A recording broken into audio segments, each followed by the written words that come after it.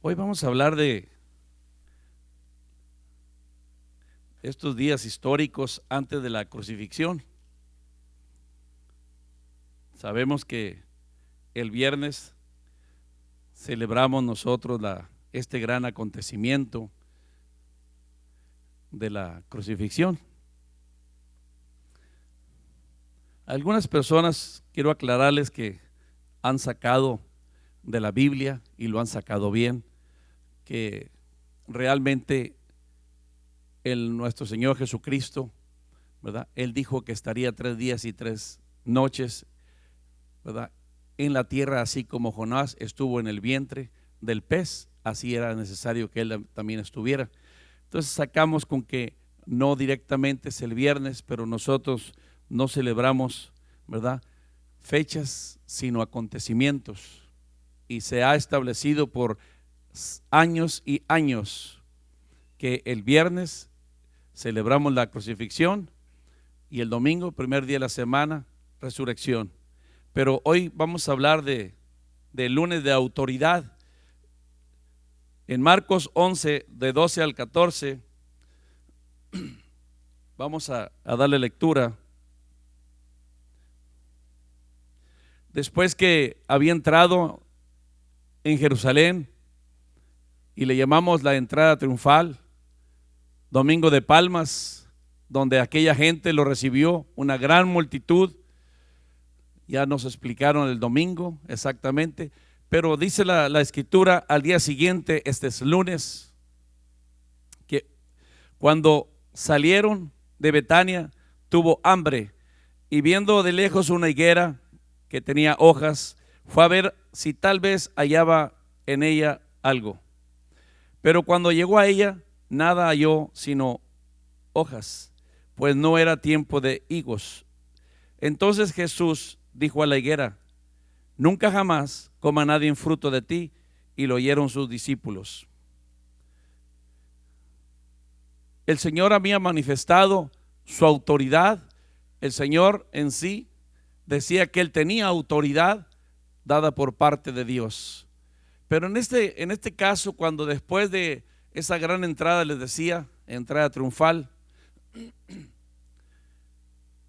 Él comenzó a caminar por el camino, y en un lugar muy, muy importante estaba la higuera. Hay una gran enseñanza que estamos viendo aquí. Y 2 acontecimientos grandes. Primero, que Jesús condena a la higuera por no dar fruto en su tiempo. Y cualquiera que leyera esto me podría decir: pastor, ¿por qué la condena si no era tiempo de fruto? Ahorita lo vamos a ver. Lo más importante es que esta higuera estaba en un lugar de gran importancia, que era por la orilla del camino, donde iban caminando los extranjeros, caminantes. Y qué hermoso sería, qué bueno sería poder cortar un higo en el camino y comérselo. Es para nosotros un fruto de por acá, para ellos era un higo. Pero el Señor Jesús se arrima, y cuando no ve fruto, maldice esta higuera. En la historia de esto es que esa higuera nunca había dado fruto. Nunca había dado fruto. Y en el Evangelio de San Juan, capítulo 15, dice la escritura: yo soy la vid verdadera. Aunque habla de la vid, habla de un árbol frutal. Dice: mi padre es el labrador y ustedes son los pámpanos. ¿Cómo podía Jesús ser tan injusto en condenar una higuera si Él fue el que la hizo? Él le dio el ciclo de fertilidad. Él sabía cuándo era exactamente cuando podía dar fruto. Lo que estaba sucediendo con esa higuera, que jamás había dado fruto. Y en Juan, el Señor le dice, pon por favor 15:2. San Juan 15:2. Ahorita volvemos a Marcos. Dice, todo pámpano que en mí no lleva fruto lo quitará. ¿Quién? El labrador, que es su padre. Y todo aquel que lleva fruto lo limpiará para que lleve más fruto. Aquí hay dos clases de fruto: para que lleve fruto y para que lleve más fruto. Y si nos brincamos al versículo 5, hay otro tiempo de que el pámpano dé fruto. Dice, yo soy la vid, vosotros los pámpanos. El que permanece en mí y yo en él, este lleva mucho fruto. Es a lo que se está refiriendo esta gran enseñanza de la autoridad de Cristo, que la iglesia no debe ser frondosa en sentido de hojas. Lo único que encontró Jesucristo en la higuera fueron hojas, pero no fruto. Yo siempre he luchado, siempre he dicho a los líderes, lo que me interesa es la calidad de la iglesia, lo que me interesa en sí exactamente, aunque seamos pocos, pero la calidad de que nosotros estemos dando este fruto, así como el Señor, Él esperaba encontrar fruto en aquella higuera y no lo encontró y la condenó a secarse. Lo que Juan está diciendo también, que Dios es el labrador, y cuando Dios te está limpiando es cuando Él permite la prueba para que tú lleves más fruto. Estabas llevando fruto, pero ahora permitió la prueba para que lleves más fruto. Esa es la autoridad que estamos viendo, y por eso le llamamos nosotros, la iglesia cristiana, lunes de autoridad. El Señor no se equivocó y el Señor no es injusto en pedirle a la higuera fruto. Lo que estaba sucediendo es que este árbol nunca había dado fruto. El estar en la iglesia es bueno, pero a Dios le agrada que demos fruto. Si no estamos dando fruto, no estamos agradando al Señor. De la única manera que podemos agradar a Dios en su iglesia es dando fruto, dando más fruto y dando mucho fruto. Amor, gozo, paz, paciencia, benignidad, bondad, fe, mansedumbre, templanza. Ya no vivo yo, decía Pablo, mas vive Cristo en mí. He sido transformado. Él reconocía que en esta tierra vamos de paso. Y la misma Biblia nos llama, no améis al mundo ni las cosas que están en el mundo.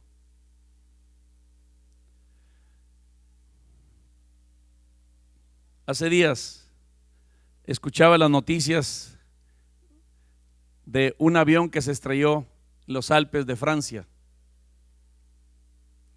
El piloto dicen que salió al baño y al regresar encuentra la puerta cerrada por el copiloto. Y escuchó el copiloto unas palabras, porque en la caja negra estaban, que el piloto le gritaba: abre la puerta por amor a Dios. ¿Por qué pedía que abriera la puerta? Para que te salves tú y salves a los 149 más que vamos en el avión. Abre la puerta por el amor de Dios. Que en esta semana estemos en esa mejor disposición de abrir la puerta de nuestro corazón para salvarnos nosotros y nuestra familia que viene detrás de nosotros. Por amor a Dios. La misma escritura dice: he aquí yo estoy a la puerta y llamo. Hay tantas cosas, hermano, que están sucediendo en la iglesia de Cristo. A mí el mundo realmente ahorita no me interesa tanto. Lo que me está interesando es la iglesia. Ha habido tantos cambios, ha habido tantas cosas de gente que tienen años y años y años en el evangelio, y de repente se les olvidó todo. ¿Cómo puede ser posible? El no saber perdonar, ese no es la condición de nosotros, el no saber amar, mucho menos, el no saber servir sin esperar nada a cambio. Que en esta semana, Semana Mayor que le llamamos los cristianos, este lunes de autoridad, fue el día de ayer, que abramos nuestro corazón, y no por sentimiento, no por emociones, sino verídico. Señor, quiero abrir mi corazón para que cuando tú vengas encuentres fruto en mí y no me halles igual que la higuera, sino dando fruto para glorificar el nombre del Padre, para que las almas sean salvas. Hermano, estamos aquí en su iglesia porque Dios le ha placido, pero hay una gran comisión, la extensión del reino de Cristo. Tenemos que trabajar en la extensión del reino de Cristo, y Dios lo quiere usar a usted. Dios lo quiere usar. Al igual que esta persona abre la puerta por amor a Dios, el Señor está diciendo: abre la puerta, entraré a ti, cenaré contigo y tú conmigo. Qué gran privilegio, qué gran honor poder un día ir a la boda del Cordero y poder sentarme a la mesa dignamente por los méritos de Jesucristo y por cuanto morí a mi yo personal día con día. Es algo tan grandioso. Este acontecimiento fue el primero. Después entró, hermano, Jesús en el santuario en Marcos 11, 15 al 17. Y este es un segundo acontecimiento que sucede ese lunes de autoridad. Era la última visita al templo físicamente y pudo mirar la corrupción. Imagínense el dolor del Señor Jesucristo. Viendo la higuera, y puso un gran ejemplo: no daba fruto, solamente tenía hojas. Ahora entra al templo, hermano, y ve una gran corrupción por los líderes, por aquellos que ya tenían tiempo, por aquellos que podían enseñar a los más jóvenes. Quiero que sepa, no dice la escritura Jesús lloró, pero dentro de él, hermano, ¿qué pasa, Padre? ¿Qué pasa? Y yo le digo todos los días al Señor: ¿qué está sucediendo en tu iglesia? ¿En dónde está la palabra viva, eficaz en cada uno de nosotros?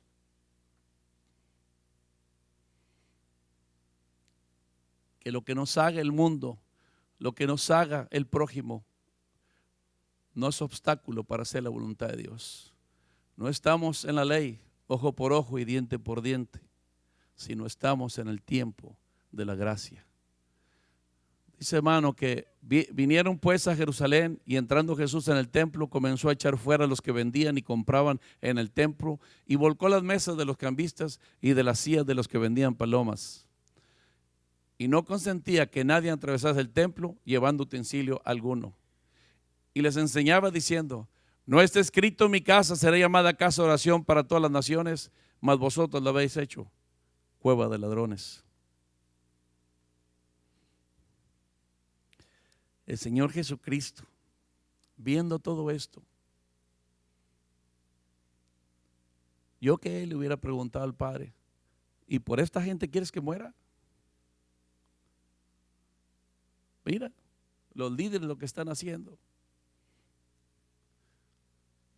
Los israelitas trabajaban o vivían muchas millas fuera de Jerusalén, pero en tiempo de la Pascua ellos venían a celebrar esa fiesta tan grande para los judíos, y traían un corderito en sus lomos para ofrecerlo en sacrificio al Señor, y traían también moneda extranjera para pagar también sus tributos. Llegando ahí, los mandaban a que examinaran esos corderos, y los líderes le decían: este cordero no está bueno, déjalo aquí, cómprate otro. Y con moneda extranjera no puedes pagar votos al Señor, sino te los compro a tanto y te vendo los de aquí locales, casa de cambio. Negociazo tremendo que estaban haciendo. un negociazo tremendo que estaban haciendo los líderes corruptos de ese tiempo. Por eso el Señor, con toda autoridad divina, comienza a voltearles todas las mesas, todo, soltar los animales. Yo preguntaba, ¿no estaban ahí los sacerdotes? ¿No estaba ahí el ejército romano? Sí está. ¿Y por qué no le hicieron nada? Porque los sacerdotes sabían que tenía razón. No podían hacer nada. La misma palabra en el Antiguo Testamento es lo mismo que dice: mi casa será llamada casa de oración, donde se alaba, donde se adora, donde se glorifica mi nombre. Lunes de autoridad.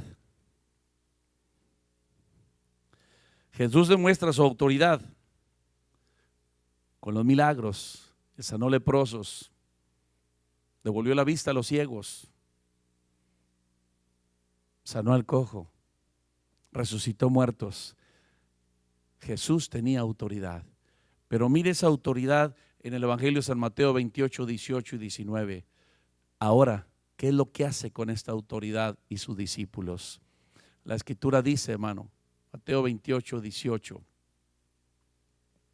Dice, y Jesús se acercó y les habló diciendo: toda autoridad, toda potestad me es dada en el cielo y en la tierra. Por tanto, id y haced discípulos a todas las naciones, bautizándolas en nombre del Padre, del Hijo y del Espíritu Santo. Pon el 20 también, por favor. Enseñándoles que guarden, mire bien, enseñándoles que guarden todas las cosas que os he mandado. Y aquí yo estoy con vosotros todos los días hasta el fin del mundo. Y podemos decir, si el Señor con nosotros, ¿quién contra nosotros? El Señor, que tenía la autoridad en el cielo y en la tierra, reúne a sus discípulos y les dice: toda autoridad me es dada por mi Padre. Ahora yo la cedo a ustedes para que vayan en mi nombre, para que prediquen en mi nombre, para que extiendan mi reino en la tierra. Y vimos su autoridad primero, una vez más, con todas las señales. Imagínense, cuando los marinos, los pescadores, iban en la barca y les agarra una gran tormenta. Yo decía que ellos no conocían de tormentas, sí, pero eso era algo muy diferente y sabían que se iban a morir. Por eso clamaron al Señor y le dijo: Jesús, sálvanos, nos ahogamos. Y Jesús, al levantarse con toda autoridad divina, les dice: ¿en dónde está su fe? Y manda tranquilizar al viento y al mar. Y la gran pregunta de los apóstoles fue: ¿quién es este que hasta los vientos y la mar le obedecen? Jesús, Rey de reyes, Señor de señores. Toda autoridad me es dada en el cielo y en la tierra. Y esa autoridad ahora la tenemos. Tú puedes cambiar los ambientes. Tú puedes cambiar tu propia vida primeramente y ser un testimonio vivo que el Señor sigue transformando vidas completas. El martes de controversia le llaman. En Marcos 11, 27, 28 dice: volvieron entonces a Jerusalén, y andando él por el templo, vinieron a él los principales sacerdotes, los escribas, los ancianos, y dijeron: ¿con qué autoridad haces estas cosas? ¿Y quién te dio autoridad para hacer estas cosas? Después, hermano, de todo lo que hacía el Señor, ya no había comerciantes en el templo, ya no había animalitos, ya no había mesas para casas de cambio, ya no había nada de eso. Pero a estos principales vinieron y cuando vieron la autoridad del Señor de lunes, el martes de controversia, o sea, discusiones es lo que le llamamos, discusiones, unas discusiones ahí. Y vienen los líderes y le dicen: ¿con qué autoridad haces estas cosas? ¿Y quién te dio esta autoridad? El Señor, en su sabiduría, en su paz, en su amor, en su seguridad, Él contestó con otra pregunta. Miren los versículos que siguen. Aleluya. 29 al 33. Jesús respondió, les dijo: yo os haré yo también una pregunta. Respóndame y os diré con qué autoridad hago estas cosas. ¿El bautismo de Juan era del cielo o de los hombres? Respóndeme. Entonces ellos discutían entre sí diciendo: si decimos que del cielo, dirá, ¿por qué pues no le creísteis? Y si decimos que de los hombres, pero temían al pueblo, pues todos tenían a Juan como un verdadero profeta. Así que respondiendo dijeron a Jesús: no sabemos. Entonces respondió Jesús, les dijo: tampoco yo os digo con qué autoridad hago estas cosas. Tampoco yo os digo con qué autoridad hago estas cosas. Ahí no terminó. Ahora le hicieron otra pregunta del tributo al César. Por eso se llama martes de controversia, discusiones. Trataron de sorprender al Señor, trataron de encontrarle una falla. Ahí en los versículos, en Marcos 12, 13 y 14. Ahora 12, 13 y 14. Y le enviaron a algunos de los fariseos y de los herodianos para que le sorprendiesen alguna palabra. Viendo ellos le dijeron: maestro, sabemos que eres hombre veraz. Mire muy bien cómo te levanta a veces el hombre. Y que no te cuidas de nadie, porque no miras la apariencia de los hombres, sino que con verdad enseñas el camino de Dios. ¿Es lícito dar tributo a César o no? ¿Daremos o no daremos? Dice: ¿es lícito pagar el tributo al César? O sea, de una manera lo querían sorprender. Pero la sabiduría de Dios, una vez más, no proviene de los hombres, sino de lo alto. Y Dios sabe exactamente las intenciones de nuestro corazón. Y él les contesta en los siguientes versículos, 15 al 17.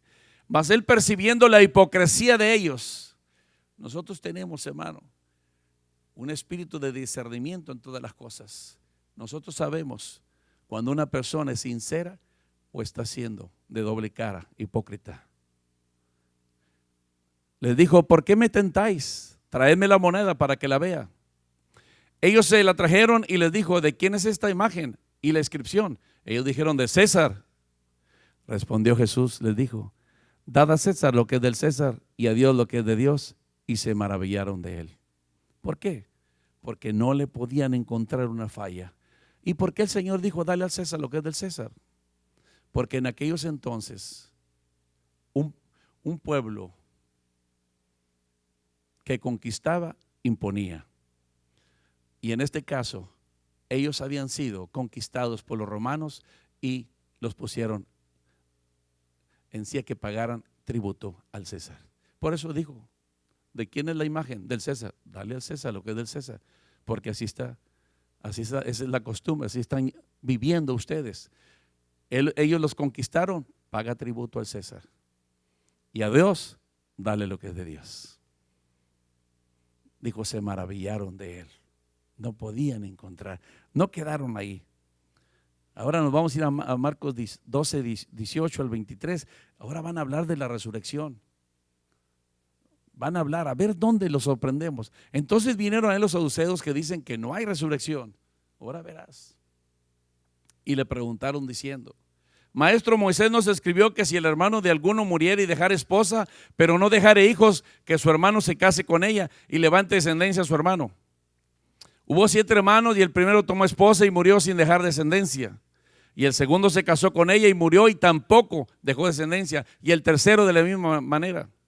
Y así los 7 y no dejaron descendencia, y después de todos murió también la mujer. En la resurrección, esa que tú nos hablas, porque ellos no creían en la resurrección. Pues cuando resuciten, ¿de cuál de ellos será ella mujer? Ya que los 7 la tuvieron por mujer.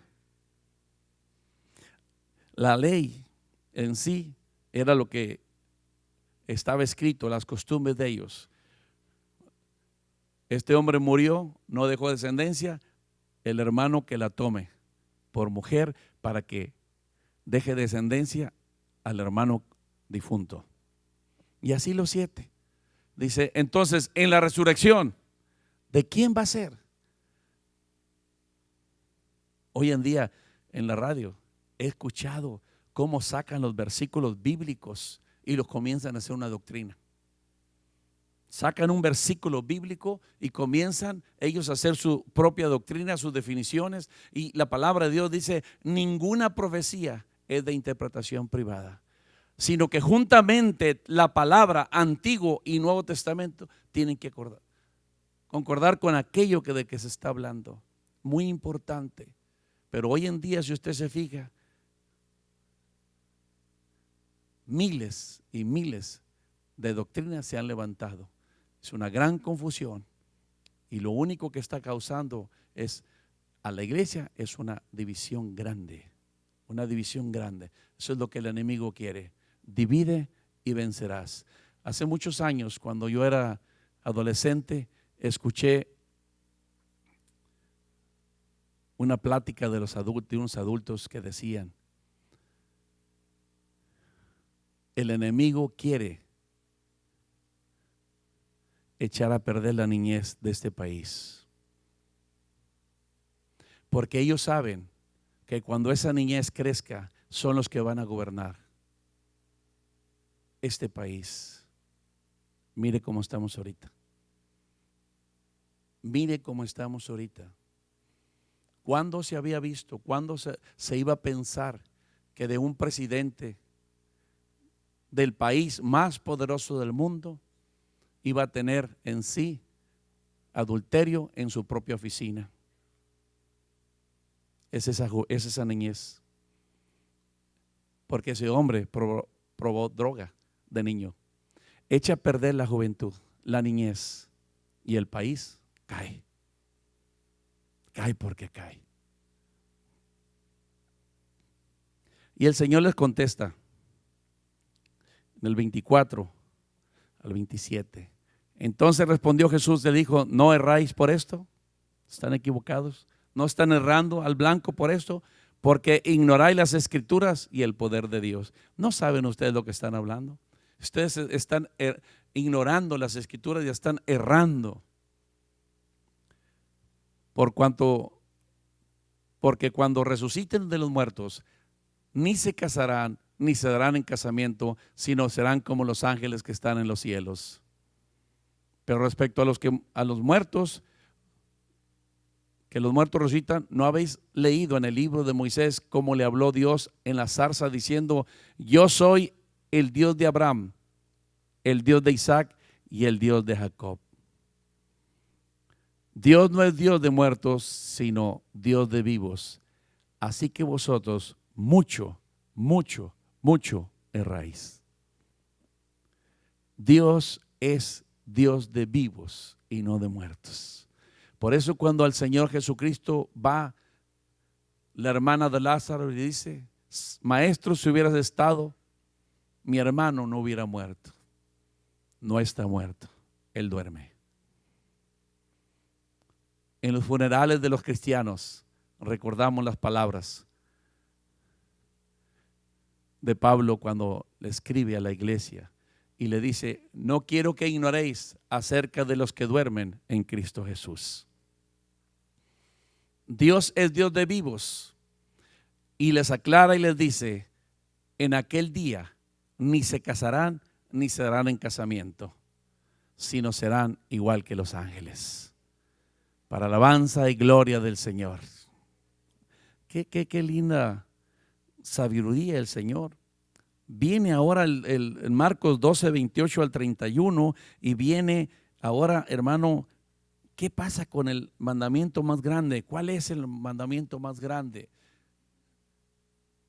Estas discusiones de esta gente, dice, acercándose uno de los escribas, ahora vienen los escribas, acuérdense que aquellos eran los saduceos que no creían en la resurrección, ahora vienen los escribas, no, sí, son varios grupos y por eso se le llama martes de controversia, ¿verdad?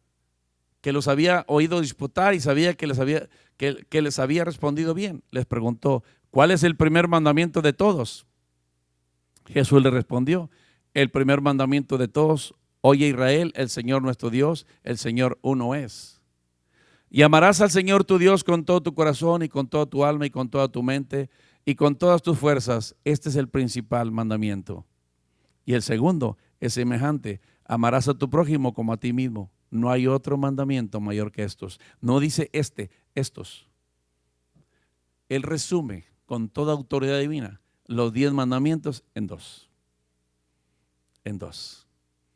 Dice: amarás a Dios con todas tus fuerzas, con toda tu mente, con toda tu alma, y a tu prójimo como a ti mismo. La única evidencia que amamos a Dios es que nos amamos unos a otros.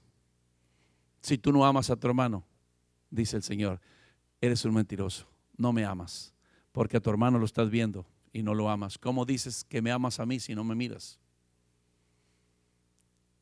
Mira qué grande discusiones tuvieron ahí, pero el Señor en toda sabiduría. ¿Y dónde encuentra esta sabiduría, hermano? En Santiago 3:17, mira lo que dice en cuanto a esta sabiduría que el Señor tiene. Y es la que nosotros debemos de tener, es la que nosotros debemos siempre que esté en nuestro corazón. Pero la sabiduría que es de lo alto es primeramente pura, después pacífica, amable, benigna, llena de misericordia y de buenos frutos, sin incertidumbre ni hipocresía. Esa es la sabiduría de Dios.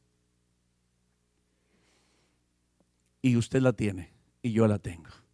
Pero mírela aquí lo que dice, hermano. Primeramente es pura, pacífica, amable, benigna, llena de misericordia y de buenos frutos, sin incertidumbre ni hipocresía. ¿Qué te está moviendo a hacer lo que estás haciendo? Esta sabiduría, eso es lo que es. Si esta sabiduría te está moviendo a hacer lo que estás haciendo, eso es. ¿Es pura? Aleluya. Pacífica, amable, benigna, llena de misericordia, virtud que impulsa a perdonar, es de lo alto.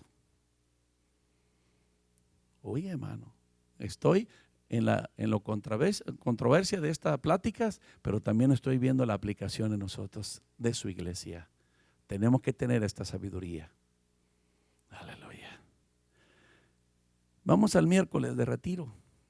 No hay mucho que decir. Allí en Juan 12:36, fíjese muy bien, hermano. Después de la gran actividad del martes, que estuvo bombardeado el Señor, los principales de la sinagoga, hermano, los saduceos, los fariseos, estuvo bien bombardeado el Señor. El miércoles 12:36, Juan 12:36. Entre tanto que tenéis la luz, creed en la luz, para que seáis hijos de la luz. Estas cosas habló Jesús, dice, y se fue y se ocultó de ellos. No hay mucho que decir del miércoles. No hay muchos milagros, no hay muchas evidencias, ¿verdad? Pero lo que sí sabemos es que el Señor estaba trabajando. Aún en lo espiritual, Él seguía trabajando. Me imagino visitando a sus discípulos y diciéndole: no temas, no desmayes, yo estoy contigo hasta el fin del mundo. El Señor, hermano, dice: mi Padre trabaja y hasta hoy yo trabajo. Así es que, ¿quiénes somos nosotros para no estar trabajando en la extensión de su reino? Y esto es lo que sucedió, sin acontecimientos, ¿verdad?, visibles, sobresalientes, un día sin historia, sino simplemente, ¿verdad?, podemos nosotros aplicar que espiritualmente Él seguía trabajando, pero en la Biblia nomás dice: se ocultó de ellos. El jueves de intimidad, humildad y servicio. Esto es todo lo que estamos viendo estos 4 días antes de entrar al viernes. Aleluya.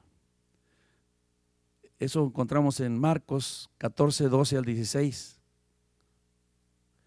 Jesús celebra la última Pascua. Estaba establecido cuando ellos salieron de esclavitud de Egipto, puesta por el Señor, la celebración en sí de la Pascua.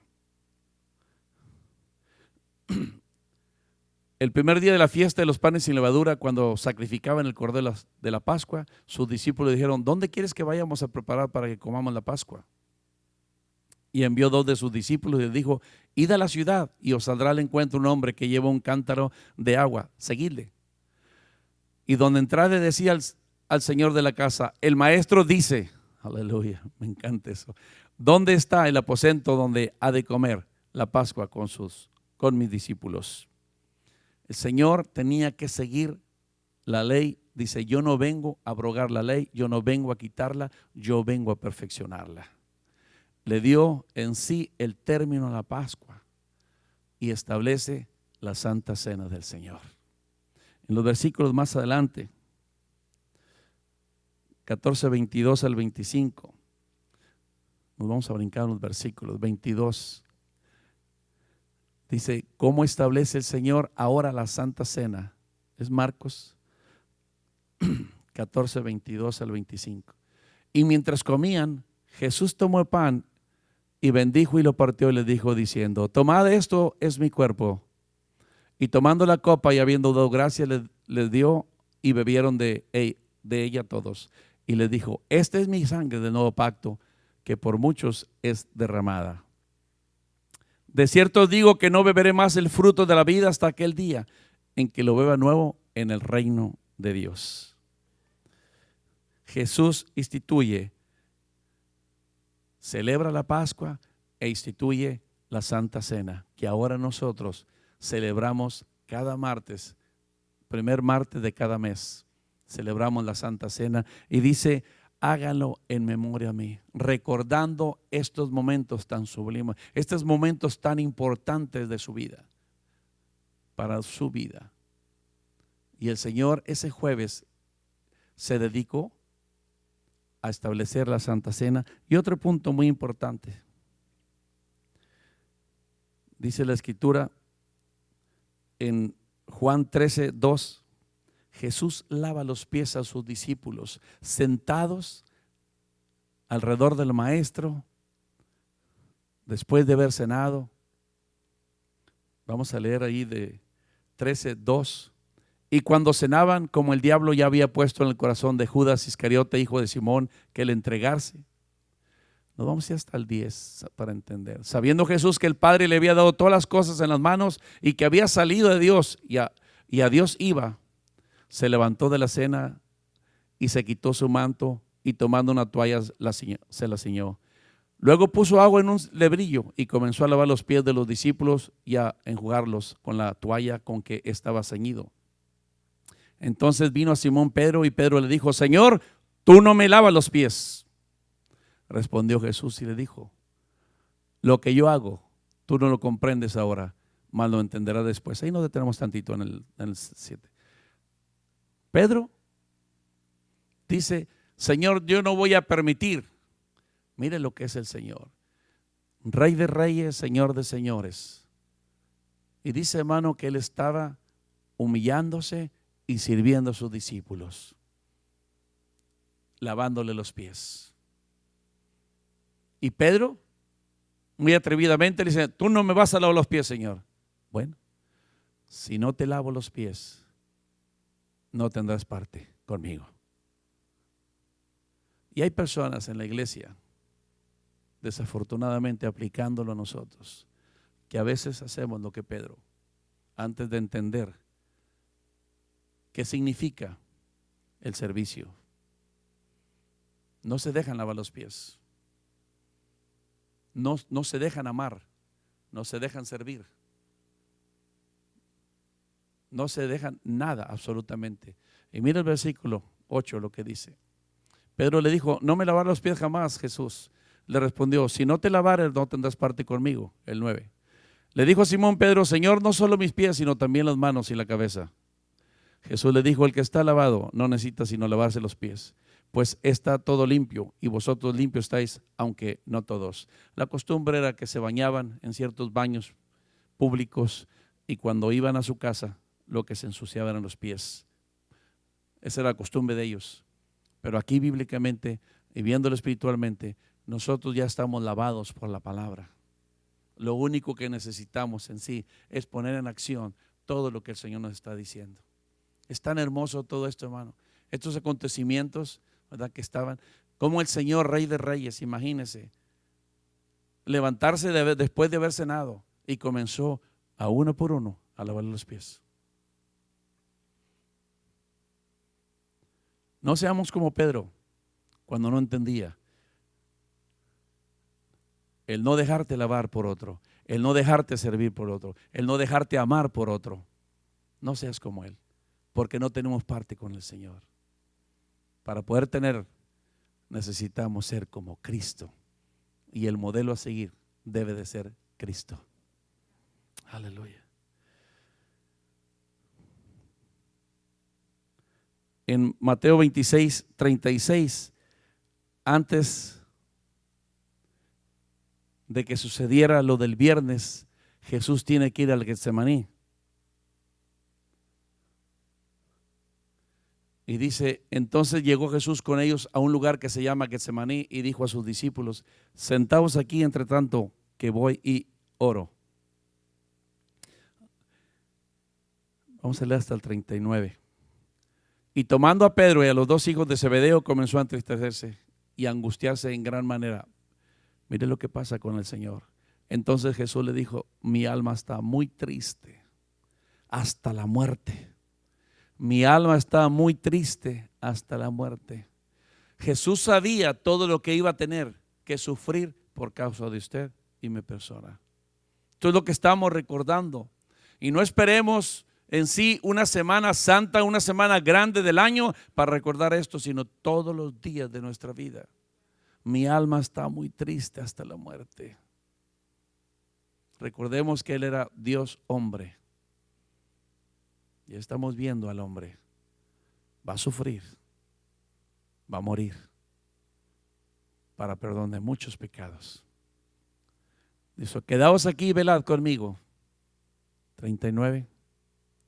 Yendo un poco adelante, se postró sobre su rostro orando, diciendo, Padre, Padre mío, si es posible, pasa de mí esta copa, pero no sea como yo quiero, sino como tú. 3 veces oró. 3 veces oró el Señor, pidiendo fortaleza espiritual, pero al terminar decía, si es posible, Señor, que yo no pase por ese calvario, pero no se haga mi voluntad, sino la tuya. Y la voluntad del Señor es que pasara por el calvario para la remisión de muchos pecados, los de usted y los míos. Estar dispuestos a pagar el precio, estar dispuestos a seguir el gran ejemplo de nuestro Señor Jesucristo. Aleluya. Él estaba fortaleciéndose porque sabía lo que venía. Cuando tú no oras, tú eres una presa fácil para Satanás. Cuando tú no estás fortalecido en tu espíritu, no vas a poder hacer frente a Satanás. Por eso en Santiago dice, someteos pues a Dios, resistid al diablo y huirá de vosotros. Hay muchas personas que no oran, hay muchas personas que no quieren ofrecer nada al Señor, y en este caso estoy hablando de cristianos. El Señor nos da un gran ejemplo. Para hacerle frente a todo lo que iba a pasar, tenía que ir a orar, y oró 3 veces, estando orando, orando. Señor, me espera un gran sacrificio, te necesito a ti. Y dice que cuando estaba orando, él sudó con gotas como de sangre.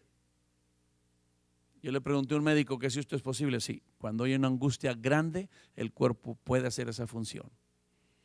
Sudar hasta gotas de sangre.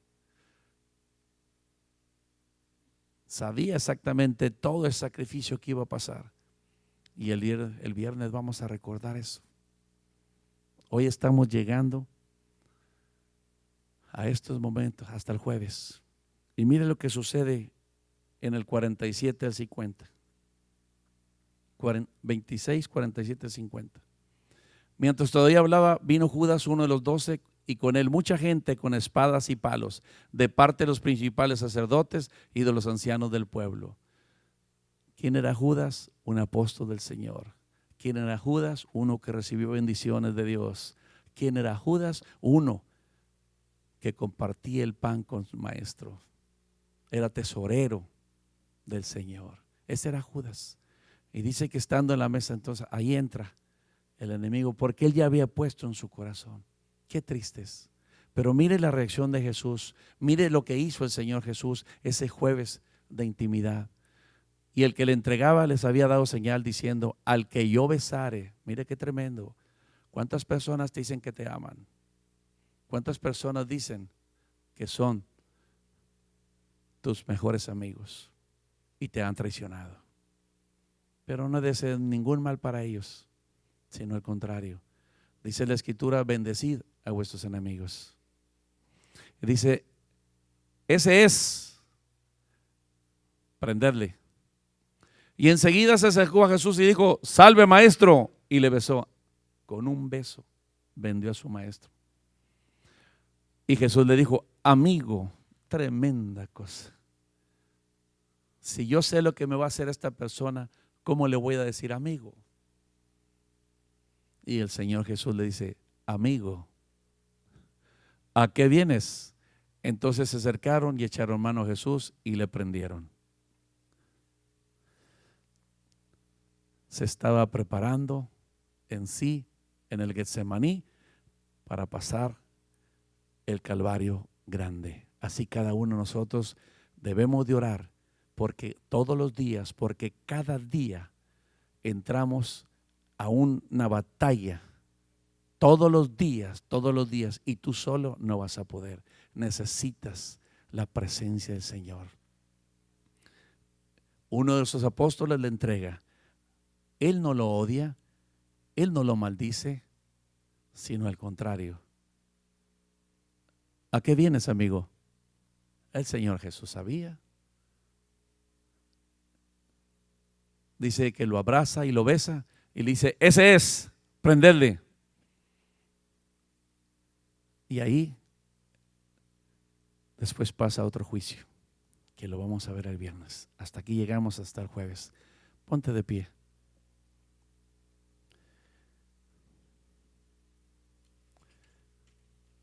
Es bueno meditar en todo esto, porque esto no es casualidad que tú y yo estemos en la iglesia de Cristo. Esta no es casualidad. Este ha sido el sacrificio grande de nuestro Señor Jesucristo, que entregó en la cruz del Calvario por usted y por mí. Estamos viendo cómo estos 4 días, la preparación para entrar a ese juicio final, donde el Señor iba a ser crucificado, muerto, atormentado, todo lo que le hicieron. Pero eso es por amor a nosotros.